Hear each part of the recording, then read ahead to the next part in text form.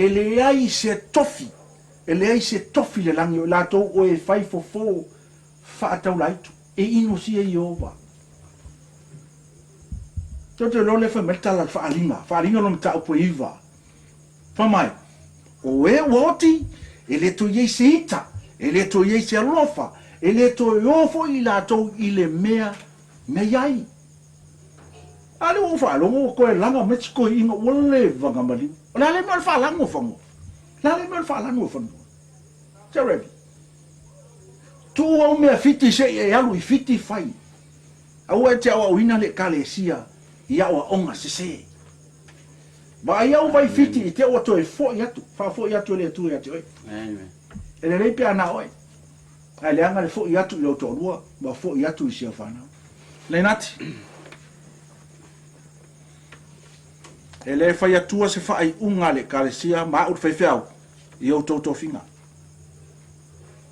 ele Manuia lui ono se fo se levi sa o fa ai unga avel fa ma e au wala mai ai a au fa malo lo le tua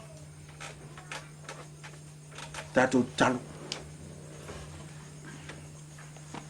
pato poto malala fa le nganga le tua ni fiafi mato pato pati ma fa fitei oi ono lau pule o to malo wanga le o toi maua i e lui le manos. Whaftai tele le atua. Whamangalo la o ona. Whamangalo se revi. Ona o ana fofo whatau laitu. A o awina foi la o kale sia i ale nati ma lui ma ina. E te ino ma e le fia. Ia i lato o e whaia fofo whatau laitu. O ina i mātou le atua. Teni mātou te afe mai ei popo ngā i o mātou o langa. I mātou tapatu i ato e. Wa na o oia i e whamalolonga sili le atua e. I lo suafa Jesu Kiriso mātou wole ma auto ina. Amen. Amen. Ia la asasau le tu muli. Nei nati ma se revi ia mai pa ia le la fanga le ni fiafi ele ni upo fe fiau ai el tanga te no rom to ta mai I upo le ni fiafi to ta mai ile tu pa ia ma upo le tua a o la wan ta to fe do ia ti manuela fiafi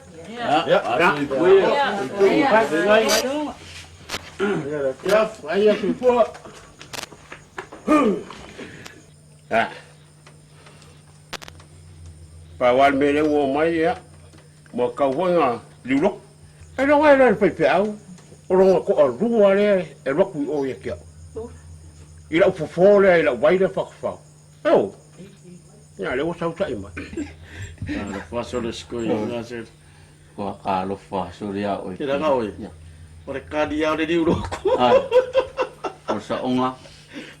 O le liulok war kadi. O le sa onga. O le kadi sa onga.